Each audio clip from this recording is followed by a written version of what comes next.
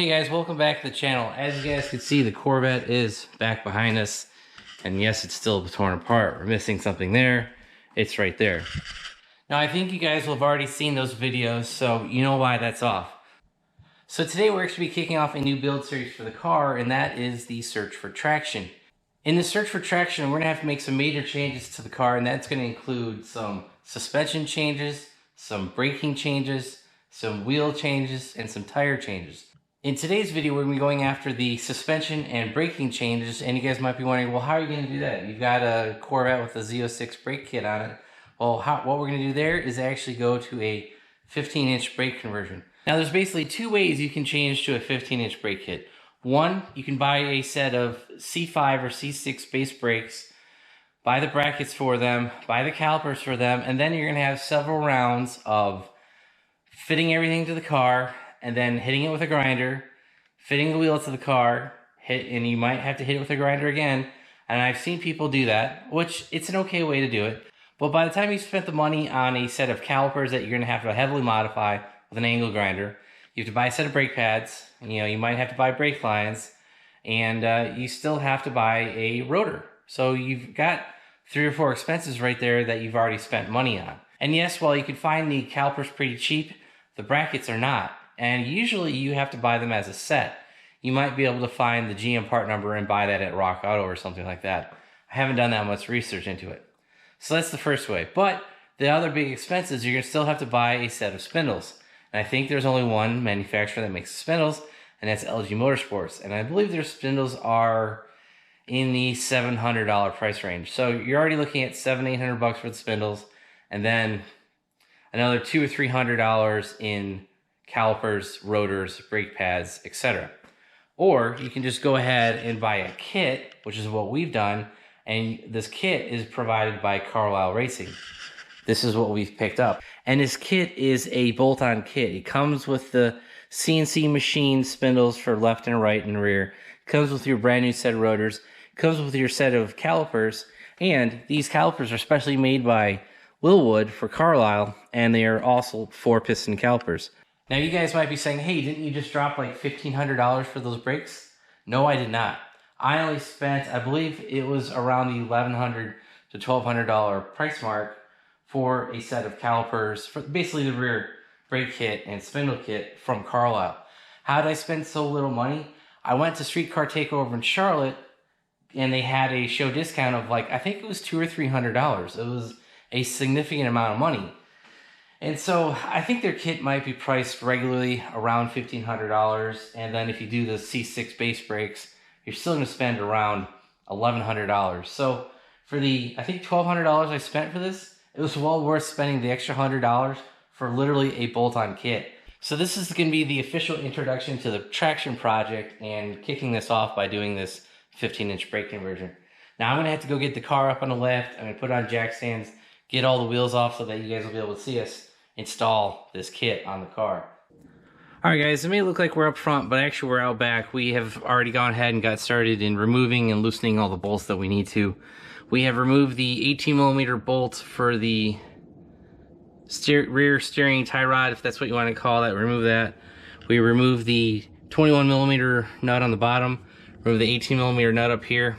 We also removed the 24mm nut and bolt for the coilover that goes into the lower control arm, and we have also busted loose the 2 21mm nuts for the rear caliper. Now you guys will see that we have not disconnected the brake line.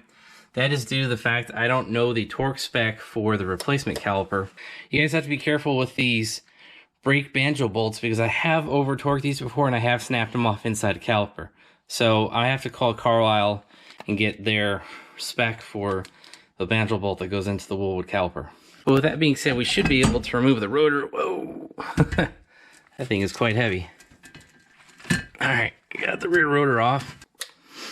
And now we're ready to get this knuckle off. But basically what you need to do is hit the side of the control arm on the upper. That should loosen it up, and that should pop up.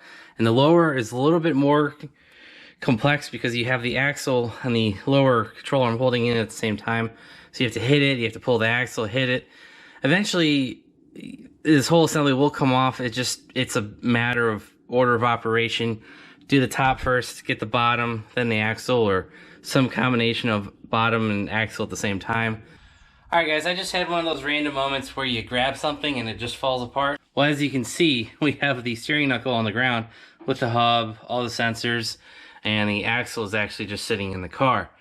Now, I actually do need to replace this driver's side rear axle seal. If I have it in stock, which I think I do, I will pull that out and replace it. Alright guys, another quick update. We've actually had a very fortunate incident. I pulled on the axle and it popped right out. I thought I was going to have to get under here with a crowbar or something to pop it out, but seriously, all I did was grab the stub and kind of in the middle of the axle, pulled it real hard, and the thing just popped right out.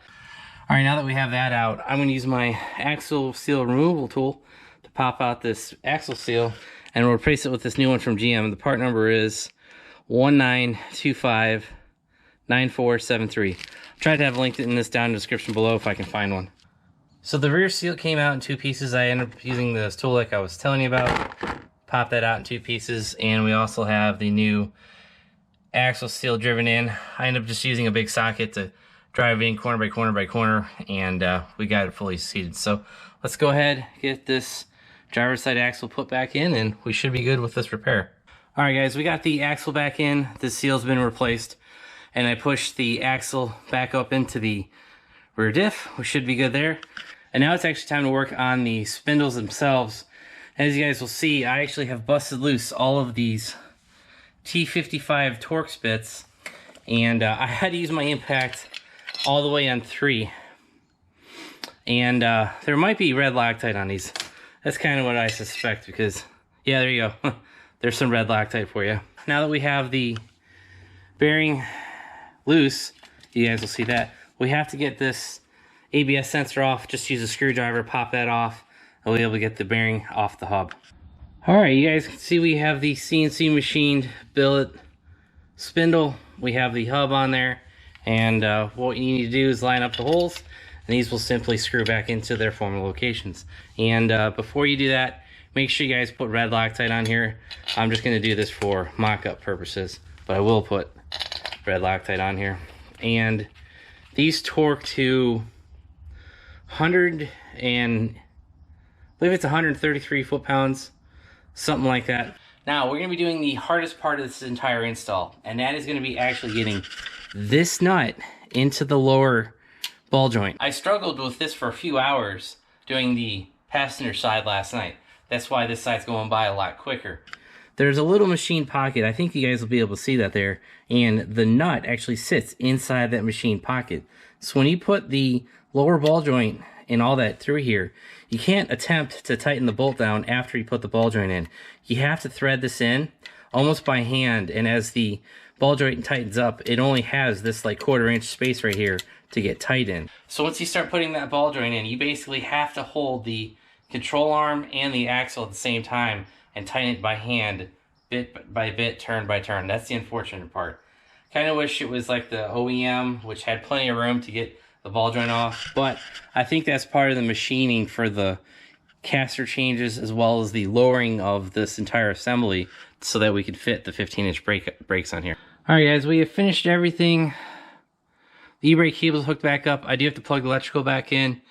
All of the bolts and nuts, everything are torqued. The last thing we got to do is clean the rotor, clean the brake pads, and clean the e-brake surfaces, because I've been all over the stuff, and I'm sure there's dust, grease, and grime all over it. So let's get all that cleaned and finish this thing up. All right, guys, here's the finished install. We have the caliper installed, we have the spindle installed, we have the axle, the new axle seal. You guys saw that replacement, and everything's been torqued down and is to spec. The only 2 things that we haven't done are we haven't torqued the brake caliper bolts down, as well as we have not installed the banjo bolts, and that's because I did not know the final torque specs.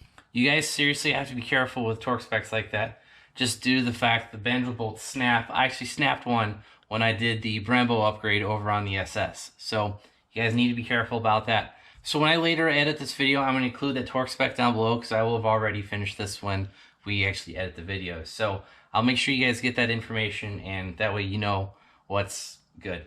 Now, after we finish torquing everything down, installing the brake line, putting all the banjo bolts and all that, you're going to have to bleed the brakes. Now, it's going to be your standard brake bleeding procedure. You're going to go from the furthest axle, so passenger rear, driver rear, passenger front, driver front, something like that. Well, the PBRs have 2 sets of bleeder screws. You're going to on the top, so you'll bleed the outer, then the inner on each caliper. But the Willwoods in the back, they do have 2. There's one on the bottom. There's one down here. I'm not sure if you guys can see that. There's one out top. The instructions have said only bleed the top. That makes sense because you would never bleed the bottom. So only bleed from the top, and that's kind of how you guys will finalize your brake setup. And if I may say so, this looks pretty dang good. All right, guys, that's be it for today's video. I hope you guys enjoyed it. That was the install of the 15-inch brake kit from Carlyle Racing. Willwood brakes, Willwood pads. Not really sure where the rotors come from. I think they're just C6 base rotors. Maybe, maybe not. And then we also installed that new rear axle seal on the driver's side because that's been dripping for a few months now. And this actually was a perfect opportunity to fix that issue because we had to take everything apart anyway, so you might as well, while you're in there, replace it, fix it, and be good with that. So with the brake install being out of the way, this obviously leaves room for new set of wheels, new set of tires, and all that good stuff. If you guys want to see those videos, make sure you hit that subscribe button and turn on your bell notifications. That way you guys know when I upload new content, and you'll be able to see those future videos with the wheels, the tires, and all that good stuff. So if you guys want to help support the channel, make sure you click all the links down below. That way we can get you some information on the brake pads, calipers, and all that good stuff. So also make sure you check out our website, BonecrrusherSS.com. That is where we have all of our merchandise for sale. Thanks, guys. Have a great one.